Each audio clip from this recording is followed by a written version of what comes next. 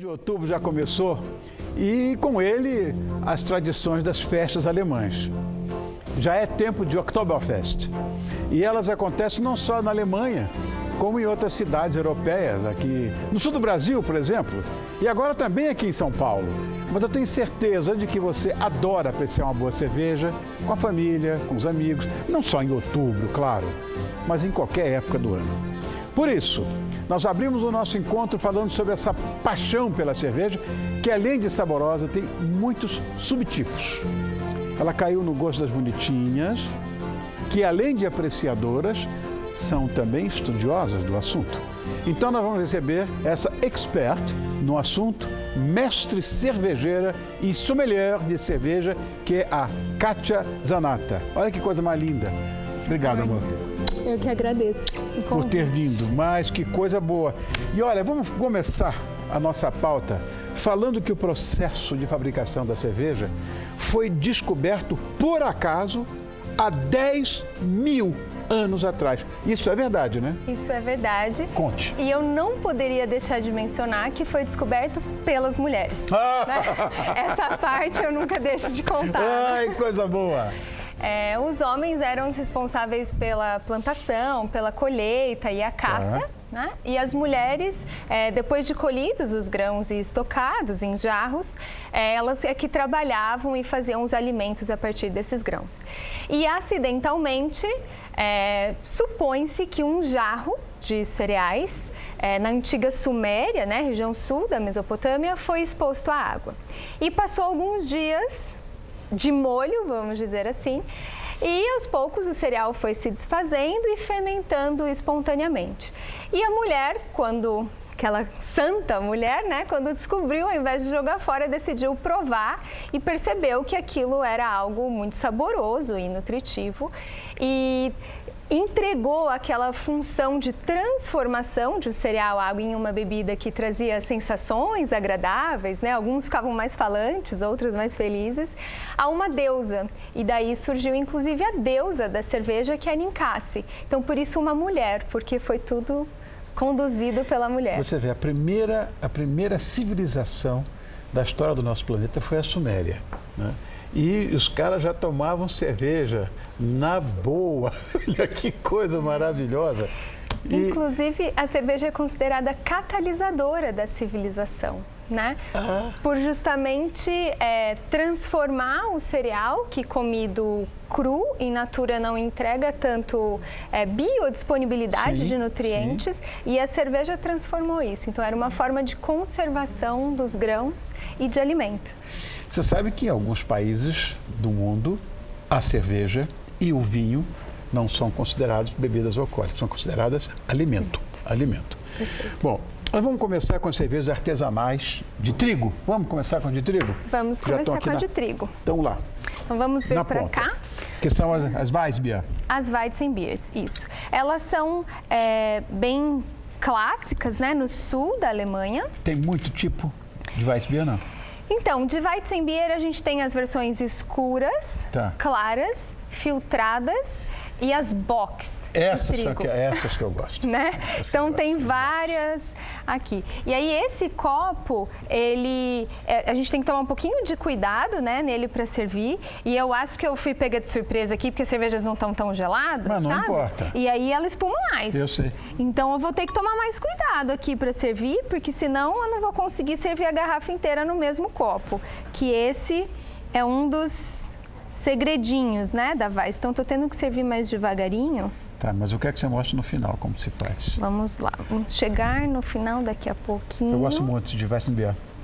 A gente serve quase o copo todo, né? A minha origem é prussiana, que você imagina, norte da Alemanha. Então, cervejeiro no fundo, não imagina, né? não. A gente deixa um pouquinho aqui e aí agita circularmente para desgrudar a levedura, né? Que ela fica no depositou. Fundo. E aí a gente viu como a cor é outra? Finaliza aqui com a turbidez. Deu. Olha que linda a bebida. Olha que linda ficou, né? Prontinho. Linda e gostosa, né? Saborosa. Prost! Então essa é uma cerveja que já tem as notas mais adocicadas, né? O amargor mais baixo. e as notas que remetem a banana, a cravo. É uma cerveja bem agradável. Você vê que o seu texto é o mesmo que nós, sommeliers de vinho, usamos. As notas, eu não sei. Que engraçado, o texto é o mesmo. Parecido, né? Bom, vamos falar de chopp. O chopp não é pasteurizado, né? Olha, então, dá para a gente comparar? Está na mesma categoria da cerveja normal, o chopp? Dá. Chopp é a cerveja não pasteurizada, né? Tá. Mas, curiosamente, isso é algo brasileiro. Aqui no Brasil, a gente tem a diferenciação. Chopp não é pasteurizado e cerveja é. Tá. Fora do Brasil, é cerveja de garrafa, cerveja de barril. Às vezes, na garrafa não foi pasteurizada. Mas existem chopps especiais, artesanais, assim como cervejas. Bom, assim como nos vinhos, as cervejas também têm os seus copos especiais. Isso. Cada copo para um tipo de cerveja, né? Vamos começar pela German Pils? Vamos começar pela German Pils. Ela estava servida aqui, a espuma dela, né? Baixou um pouquinho. A gente pode até completar aqui com a outra garrafa, porque a German Pils é uma cerveja que precisa de espuma. De espuma. Né? A beleza da bebida, inclusive, me parece ser essa, né? Todas precisam de espuma e a German Pils ainda mais, né? Já muda, né, a cara da... É outra coisa, você vê que é outra coisa, né? Da cerveja. Olha a perlagem dela como vai, ó. Que beleza. Isso, então, e esse copo assim, em formato de V, ele auxilia a estabilidade de espuma. Tá. Então, como essa cerveja precisa manter, é sempre ideal a gente pegar copos assim mais estreitos, longilíneos, porque ela não é tão aromática, então a borda mais estreita para concentrar os aromas e o V para ajudar a estabilidade de espuma. Agora, cara, tem muita gente que diz que a grande cerveja é a belga. Não sei se você concorda com isso. Olha, eu acho que todas são grandes cervejas, né? Depende do gosto de cada um e do momento também que a gente vai consumir. Eu estou falando da Kriek, que eu sei que você trouxe, né? E vamos mostrar. Ela também a gente serviu aqui, deixa eu colocar mais um pouquinho para fazer a espuma, que a espuma cerveja, ó, Pascoal, cerveja para macho, hein? Para nós, aqui não gosta. Cerveja para todos os gostos. Mas essa é uma cerveja adicionada de cerejas, né? Então ela traz todo esse aroma e sabor da cereja. Sensacional. Vai muito bem com queijos de mofo branco, Sim. por exemplo. Né? Parece a geleinha. Os camembert, os Roquefort, os italianos azuis. Também. Estão fabricando grandes azuis agora no Brasil, viu? Gorgonzola de primeira grandeza. Realmente. Deve harmonizar muito bem. Sim. E essa taça é uma taça ISO, né? Que é muito usada também para vinho. Isso, para vinho, para degustação. E ela cai bem com a Kriek, ou mesmo a taça Flute, a taça do espumante. Também vai muito bem para as Krieks, que ajuda com a elevada carbonatação delas. Bom, vamos para a Stout? Esse é uma Oatmeal?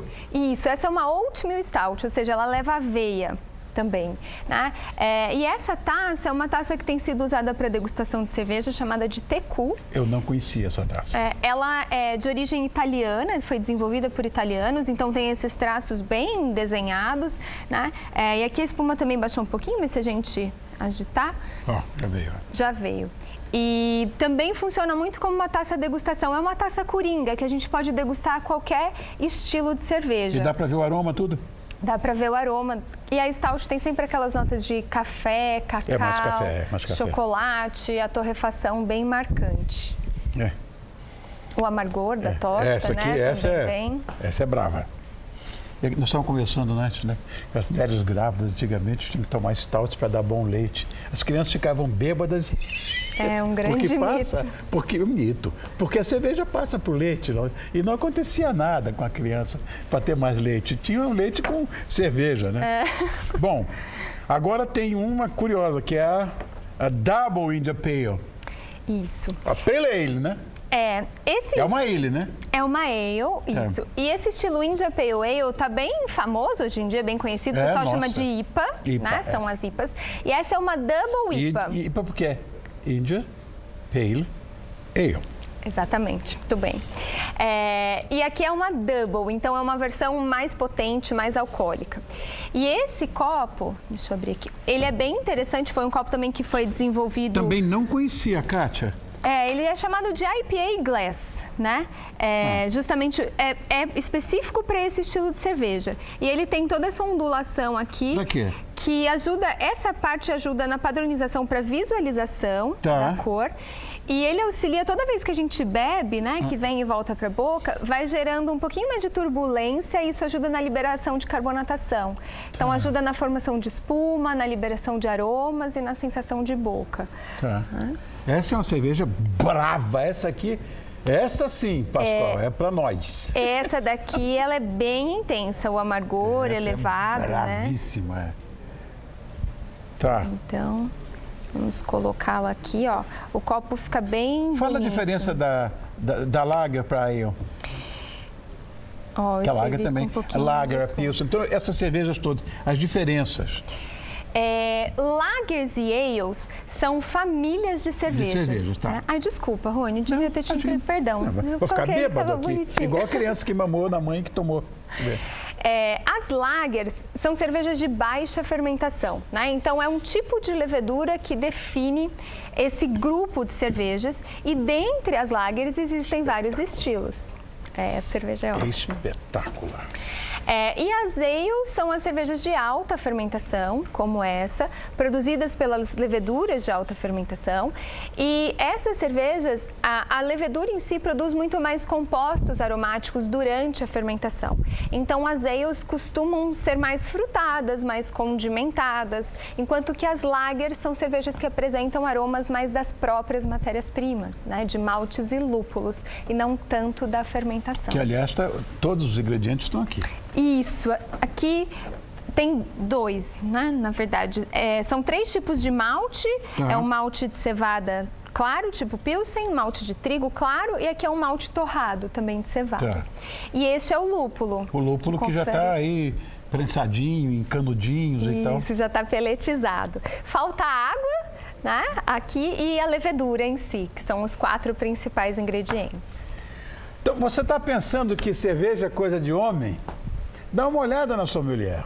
Olha-se, e ela conhece, gosta e ensinou tudo pra gente, mais alguma coisa. Sapato tinha que durar mais tempo. Eu queria não tomar tudo, mas queria conversar mais sobre cerveja, que é um assunto que eu conheço muito pouco em relação a vinho, devia ter mais interesse. E eu quero te agradecer muito por isso, Cátia, por ter dado essa aula para mim hoje. Imagina, eu que agradeço e fico à disposição. Obrigado, que vai voltar, você vai voltar. Bom, esta mestre cervejeira, que eu acho que isso aí de fato é coisa de arte. É coisa de arte. Você saber fazer esse blend aqui é uma coisa de arte.